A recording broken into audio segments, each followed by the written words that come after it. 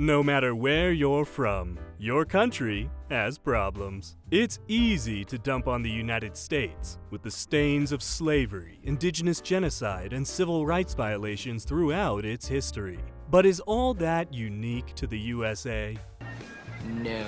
Today, we look to a country from the Far East, a land that has given the world an amazing array of delicious food, useful inventions, and a style of music that completely engulfs the life of anyone who listens to it.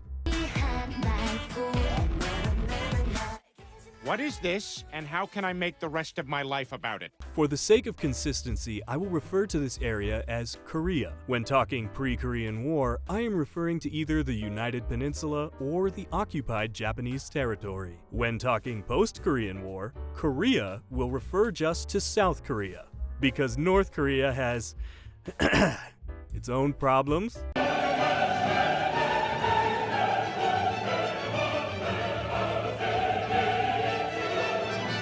So, sorry to say, South Korea, but your country has problems with slavery.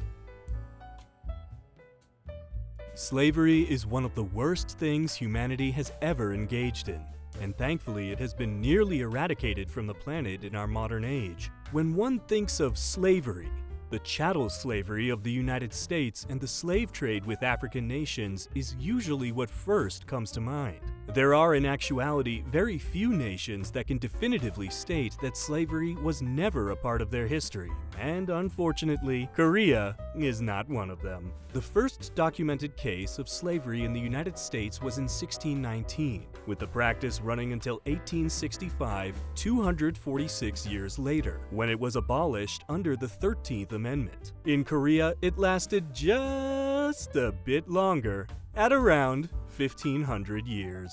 According to Korean studies scholar Mark Peterson of BYU, this is the longest unbroken chain of slavery of any society in history.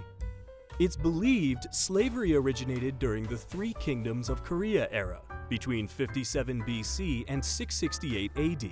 Not to be confused with the Three Kingdoms of China era, from 220 to 280 AD.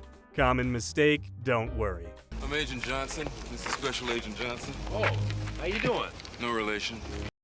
These slaves were either prisoners of war from opposing tribes and states, or criminals, and they belonged to the government. In the 9th and 10th centuries, the government bequeathed these slaves unto the noble class, beginning private slave ownership.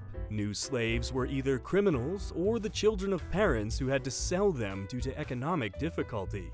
To their credit, I guess, it appears no Korean slaves were taken as the result of kidnappings, foreign or domestic, military conscription, or conflicts between villages. Nevertheless, as eras came and went, slavery remained in the Korean peninsula. 1392 saw the start of the Chosun period, and the division of Korea's people into 4 basic classes: the Yangban, or nobility, the Chunggin, the middle class, the Sangmin, commoners who were required to pay taxes and serve in the military if ordered, and the Nobi, the slaves. The Yangban were generally wealthy landowners and the only class who could buy, sell, and trade members of the Nobi class. There is much debate today about whether Nobi were actual chattel slaves or more like serfs. In fact, some historians argue that there's no true English translation for the word Nobi. After all, Nobi maintained some rights in this system, with household Nobi making a modest monthly salary and having the right to seek work outside standard hours. Out-resident Nobi received 2 pieces of agricultural land, one for the Yangban master and the other to do with as they please, either for consumption or to sell crops. Some stunning and brave scholars have affirmed that the Nobi were not really slaves, as the word is defined. After all, Nobi were not acquired in some offshore trade or wartime raid as the chattel slaves were. They were not enslaved based on their race. Nobi were Korean and Yangban were Korean. Maybe we all need to take a minute and check our privilege. To wit, there are indeed many differences between the Nobi of Korea and the chattel slaves of the West. For example, Chattel slaves were treated as property and could be bought and sold. Nobi, however, were considered to be a Confucianist extension of their Yangban master, who could be bought and sold. Chattel slaves were often forced to live in their master's home away from their family. But domestic Nobi got to live in their master's home, which would be much nicer than the alternative. Chattel slaves were forced to toil their master's farmland and give all of it to him. But out-resident Nobi got to work outside in the fresh air and had to give only one entire parcel of land to their master with no compensation. Chattel slaves were born into slavery all the way until its abolition in 1865. But Nobi hereditary slavery was fully abolished in 1887. The life of a Nobi was really no better than that of any other slave in the world. They were considered inferior for no other reason than society said so. They were excluded from social and religious events. Their livelihoods were entirely dependent on the Yangban master. Need to go into town to fetch a doctor because your wife is ill? Sorry, Mr. Yangban doesn't feel like letting you go today. Need some supplies to make dinner? You can go without food today. Oh, your son is now old enough to help out in the field. Well, Mr. Yangban can make a few extra bucks selling him off to another Yangban across the country. Say your goodbyes and get back to work. Mr. Yangban feels like mercilessly beating you today for no reason. What's that? You'd like some legal recourse? I'm here live. I'm not a cat. Sorry, you're just property. The Nobi system was effectively fully abolished in 1897, but remnants of it remained all the way up until 1930, when Korea was under Japanese rule. Whether Nobi were full-on slaves or quote-unquote mere serfs depends on who you're talking to, but its long-standing and prolific existence is a stain on Korea's history. You know the worst thing about being a slave? They make you work, but they don't pay you or let you go. That's the only thing about being a slave. Slavery is all but non-existent in modern-day Korea, though there has been recent concern over the abuse of disabled workers in the remote islands of Korea's Shinan County. Many were kidnapped and forced to work in salt mines and seaweed farms and on shrimp boats before escaping back to the mainland peninsula, or being freed after a police intervention in 2015.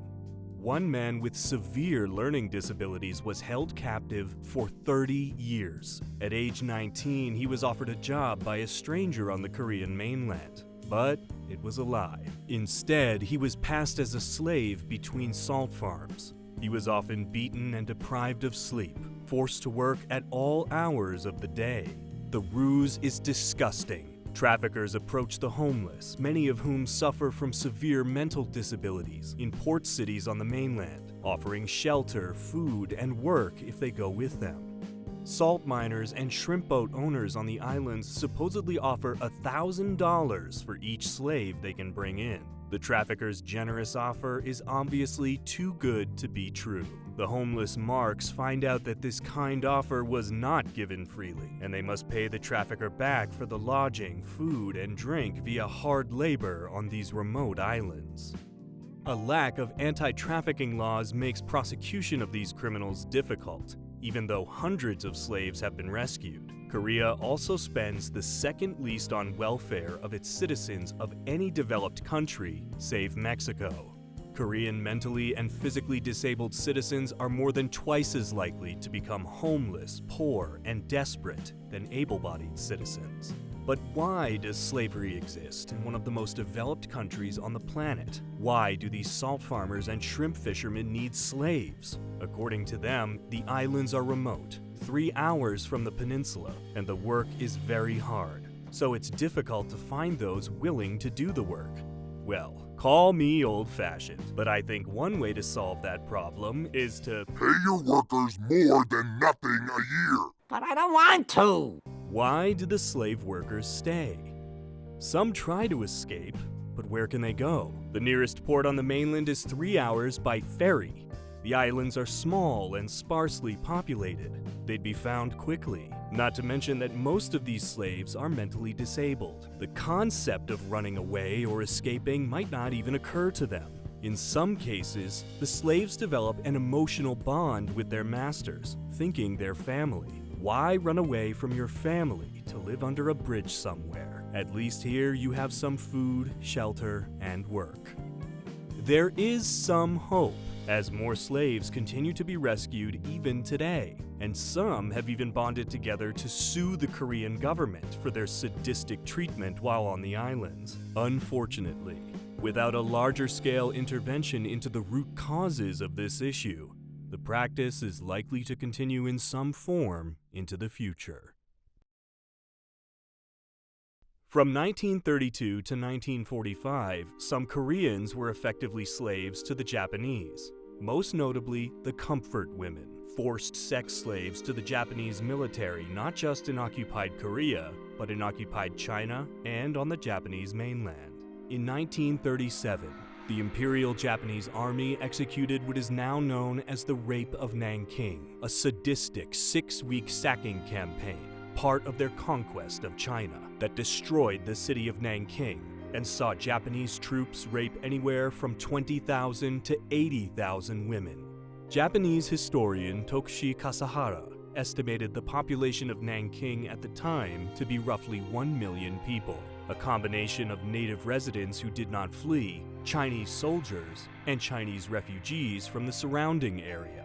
That means the Japanese army raped anywhere from 2 to 7% of the entire city's population. The Japanese emperor worried that this atrocity made his people look bad on the international stage. What was he not worried would make them look bad? As a result, he ordered the expansion of comfort stations, or military-run brothels. And where would the women come from to service the men in these brothels? Why, literally anywhere else in Asia, but mostly from China and Korea. Girls were kidnapped, tricked with the promise of work, or outright bought into indentured servitude from their families, all the way through 1946. Yes, 1946. The year after the Japanese surrendered. Sorry, America, you don't get a pass on this one, as comfort stations in Japan serviced American occupation troops until General MacArthur put a stop to it. Anywhere from 20,000 to 400,000 women were forced into sexual slavery by Japan. Their days consisted of non-stop rape, beatings, painful sexually transmitted diseases, unwanted pregnancies, and disgusting living conditions. Shamefully, Japanese officials either downplayed the history of comfort women or outright denied their existence altogether. Japan finally formally acknowledged comfort women and offered an apology in 1993, 48 years after their surrender. In the same year, the UN Global Tribunal on Violations of Women's Human Rights estimated that 90% of comfort women perished by the end of World War II. That's between 18,000 and 360,000 women who would never experience freedom again.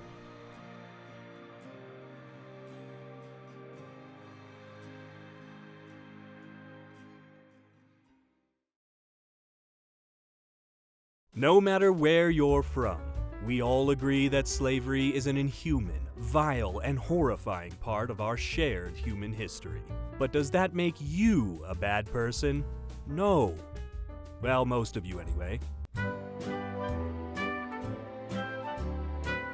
We all should learn from the evils of history so we do not commit the same evils in the future. After all, those who cannot remember the past are condemned to repeat it. Who said that?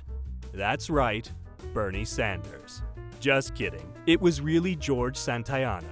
Here he is looking like a bald Walt Disney.